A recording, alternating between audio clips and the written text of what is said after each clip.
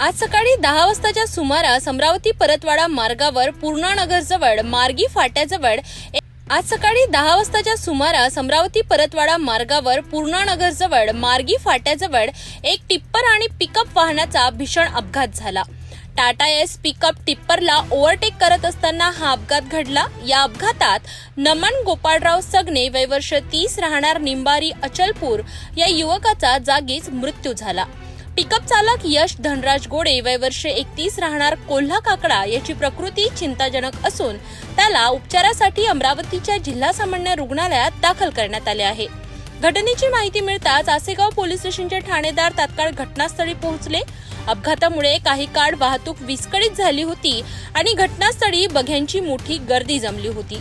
रस्त्यावर रक्ताचा सडा पडला होता, ज्यामुळे अपघाताची भीषणता स्पष्ट दिसत होती। प्रत्यक्षदर्शींच्या मते अमरावती परतवाडा मार्गावरील खराब रस्त्यांमुळे आणि मोठमोठ्या खड्ड्यांमुळे हा अपघात झाला।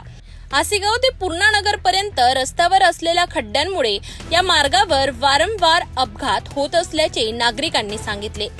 यासाठी सार्वजनिक बांधकाम विभाग जबाबदार असल्याची तीव्र प्रतिक्रिया नागरिकांनी व्यक्त केली आहे।